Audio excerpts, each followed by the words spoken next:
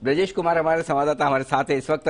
ब्रजेश, बताइए क्या बड़ा बदलाव होने जा रहा है जिस तरीके से स्टॉक मार्केट में कामकाज किया जाता है? बिल्कुल, आईपीओ में पैसे आप लगाते हैं जी हाँ, एप्लीकेशन करते हैं। हाँ। असबा का कॉन्सेप्ट है जी बिल्कुल है, प्राइमरी मार्केट में है। हाँ। ये कॉन्सेप्ट अब सेकेंडरी मार्केट में लाने पर चर्चा चल रही है। वाह, मतलब अगर आपने जैसे अगर मैंने ऑर्डर डाला जी, जितने रुपए का ऑर्डर डाला उतना अमाउंट ब्लॉक हो जाएगा। बिल्कुल। जितने शेयर आ गए उतना अकाउंट में से डिडक्ट हो जाएगा। बिल्कुल ऐसा? बिल्कुल सच्ची? बिल्कुल। ब्रोकर के पास आपके पैसे ना जाएं, हाँ। इसका रास्ता खोजा जा रहा है। ओके। इसका एक रास्ता ये है कि क्यों नहीं सेकेंडरी मार्केट के लिए भी असबा का कॉन्सेप्ट लागू कर दिया जाए। ओके। अभी जैसे बहुत सारे लोग ये सोचेंगे कि मेरा तो मान लीजिए आईसीआईसीआई बैंक में बैंक अकाउंट है, आईसीआईसीआई डायरेक्ट में मैं ट्रेडिंग करता हूं उससे, तो मेरे लिए क्या फर्क पड़ेगा? उन लोगों के लिए शायद इतना फर्क नहीं पड़े जिनके बैंक और जिनके ब्रोकर एक ही एंटिटी वाले हैं, लेकिन बहुत सारे लोग जिनका ब्रोकर अलग है, बैंक अकाउंट कहीं और है, उनके लिए ये पूरी चीज बड़े पैमाने पर बदल सकती है। ये जो चर्चा चल रही है इसमें यही है कि किसी तरह से पैसे ब्रोकर के पास ना जाने दिया जाए ताकि मिसयूज की कोई भी गुंजाइश आशंका बचे ही नहीं। इसमें दो बातें हैं, एक तो ये असबा वाला कॉन्सेप्ट है कि इसको सेकेंडरी मार्केट में किस तरह से लागू किया जाए, इसको लेकर के बैंकों के साथ, एनपीसीआई के साथ और क्लियरिंग कॉर्पोरेशन हैं इनके साथ चर्चा चल रही है। दूसरा कॉन्सेप्ट ये, इस पर भी विचार किया जा रहा है कि पहले फेज में अगर असबा वाली बात लागू हो जाए तो दूसरे फेज में ये क्यों नहीं किया जाए कि पैसे सीधे आप जो क्लाइंट है उसके खाते से सीधे क्लियरिंग के पास ही चले जाएं, यानी ब्रोकर के पास जाए ही नहीं, ब्रोकर केवल एग्जीक्यूशन का काम करे और उसके पास फंड जाने की कोई गुंजाइश पैदा ही ना हो, ताकि अगर फंड नहीं जाएगा तो मिसयूज के कोई चांसेस नहीं बनते दिखेंगे। क्योंकि अक्सर ये आशंका लगी रहती है और रेगुलेटर्स के मन में भी यह रहता है, ये जो पैसे हैं जिस अमाउंट से ब्रोकर अपनी बैंक एफडी दे रहा है या बैंक गारंटी के लिए कहीं कुछ उसकी चीजों को इस्तेमाल तो नहीं कर रहा है, तो शेयरों के लिए तो पहले ही प्लेज और रिप्लेज का कॉन्सेप्ट आ चुका है, यानी शेयर आपके खाते में ही रहने हैं, केवल आपको इंस्ट्रक्शन देना है कि ये प्लेज करना है या रिप्लेज करना है। सेम चीज अब फंड पर ही इंप्लीमेंट करने की तैयारी हो रही है।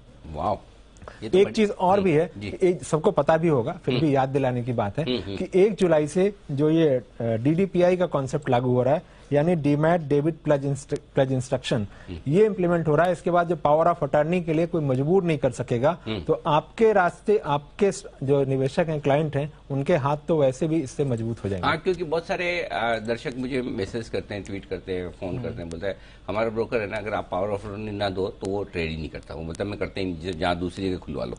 तो अब ये 1 जुलाई से ये नियम लागू हो रहा है कि DDPI, demat debit pledge instruction, तो उसमें आपको पावर ऑफ अटॉर्नी देने की जरूरत ही नहीं, आप ये डीडीपीआई देंगे उससे काम हो जाएगा। खैर ये एक अलग मैटर है, लेकिन अभी वाले मुद्दे पर बात करते हैं। और चोपड़ा साहब, जरा इस पर आपकी भी राय दीजिए, आप बड़ी गहरी पकड़ और समझ रखते हैं ये सारे मामलों की। तो अब जो डिस्कशन किया जा रहा है, अब इस पर फाइनल विचार कब होगा, कैसे होगा, रूल्स रेगुलेशन बनेंगे, विचार विमर्श होगा, मंथन होगा, इसमें तो कोई डाउट नहीं।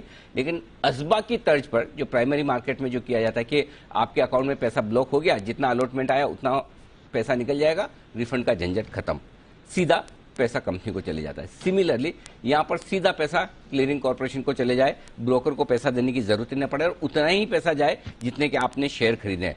बताइए इसके फायदे नुकसान।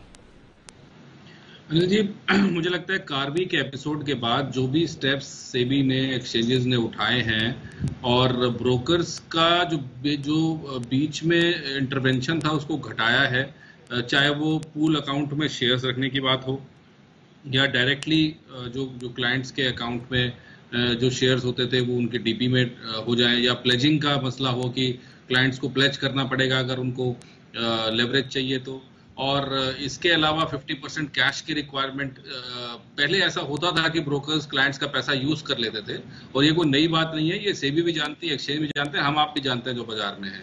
और बहुत सारे ब्रोकर बंद भी इसलिए हुए क्योंकि उनको अपना कैपिटल डालने के लिए बहुत दिक्कत होती थी और वो क्लाइंट्स के फंड से ही सारा खेला खेल जाते थे और ब्रोकरेज इनकम आती रहती थी।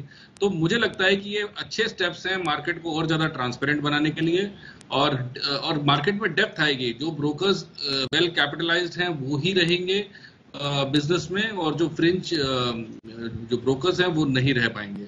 और इससे ये होगा कि जो पैसा ब्रोकर यूज कर लेता था, स्प्रेड्स बना लेता था अपने, या अपना प्रोप्राइटरी ट्रेड्स कर लेता था, क्लाइंट के पैसे से दाएं बाएं हो जाता था, तो वो ब्रोकर के आधिपत्य से बाहर हो जाएगा। तो मुझे लगता है कि एक अच्छा स्टेप है, मार्केट में डेप्थ आएगी इसकी वजह से, और मुझे लगता है हमारे मार्केट्स और ग्रो करेंगे यहाँ से, और ज्यादा लोग जुड़ेंगे हमारे पूरे सिस्टम से। तो चोपड़ा साहब की तरफ से एकदम वेलकम स्टेप है और अच्छा स्टेप है। ये बाजार में मजबूती और ट्रांसपेरेंसी लाने की कोशिश करेगा। और कारवी के एपिसोड के बाद ये बात सही है, चोपड़ा साहब ने एकदम सही सटीक विश्लेषण किया। उसके बाद से ही सेबी इस बात पर लगातार कुछ न कुछ नियम बनाने की सोची और उस पर काम कर रही है कि किस तरह से क्लाइंट्स का पैसा ब्रोकर के पास सेफ रह सके, या फिर बिना ब्रोकर के इन्वॉल्वमेंट के किस तरह से पैसे और शेयर इनका लेन देन किया जा सके, जहां पर ब्रोकर का काम एग्जीक्यूशन और एडवाइजरी तक सीमित रहे। राइट।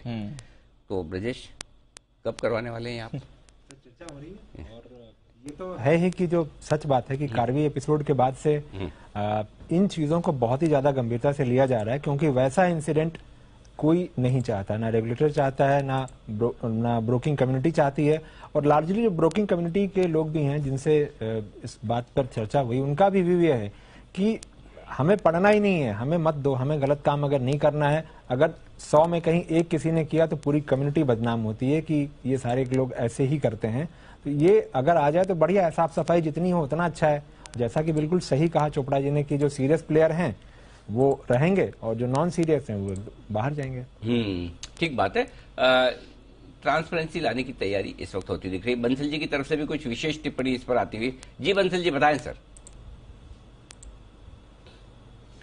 देखिए अनिल जी, फंड्स की तो बात हो गई। अनिल जी, इसमें एक चीज मिसिंग है, जो डीपी में होल्डिंग होती है। अनिल जी, कारवी ने काम और करा था कि ये जितने भी एचएनआईज होते हैं, इनकी डीपी की होल्डिंग होती है, लॉन्ग टर्म के लिए होल्ड कर रहे होते हैं, उनको स्टोरी सुनाई जाती है। अनिल जी, काफी ब्रोकर सुनाते हैं कि आपके स्टॉक डीपी में बढ़े हैं, आपको कोई ब्याज नहीं मिल रहा है, तो हम आपको ब्याज देंगे, और दे स्टार्ट कॉल पुट में ट्रेडिंग शुरू कर देते हैं, और अल्टीमेटली अनिल जी नुकसान होता है। और जो पावर ऑफ अटॉर्नी की बात हो रही है, ये पावर ऑफ अटॉर्नी बैंक भी लेते हैं, एक्सिस सिक्योरिटी भी लेता है, आईसीआईसीआई भी लेता है। बिना उसके आप जब स्टॉक बेचते हो तो डीपी से स्टॉक निकलता नहीं है, वो सिर्फ इसके लिए होता है। और इसका बिगेस्ट मिसयूज अनिल जी इन्हीं चीजों में होता है। फंड्स तो सेफ हो गए हैं, बट डीपी में जो होल्डिंग है वो सेफ नहीं है। जो लोग इनको परमिशन दे देते हैं वो कॉल पुट में खेल के अनिल जी पैसा उड़ा देते हैं लोग। इसके लिए भी आप एक बार आवाज उठाइए अनिल जी, कारवी में तो ये चीज हुई है। नहीं, पॉइंट सही है एकदम, बंसल जी, वैलिड पॉइंट है, और इस पर जरूर हम ब्रजेश, बंसल जी का पॉइंट वैलिड है, पहुंचना चाहिए सभी तक। बिल्कुल। हाँ, तो बिल्कुल इस पे भी राय बननी चाहिए। सेफ्टी जरूरी है। कोई भी इन्वेस्टर आकर देखिए शेयर खरीदे बेचे, उसमें नुकसान करे, समझ में आता है, लेकिन ब्रोकर डिफॉल्ट हो जाए, ब्रोकर उनके शेयरों का मिसयूज कर ले, पैसों का मिसयूज करे, वो बर्दाश्त के बाहर की चीज है। ये ध्यान में रखना जरूरी है। जी बिल्कुल। तो बड़े बदलाव आ सकते हैं और आशा करते हैं सेबी इस पर और सोच विचार भी करेगा।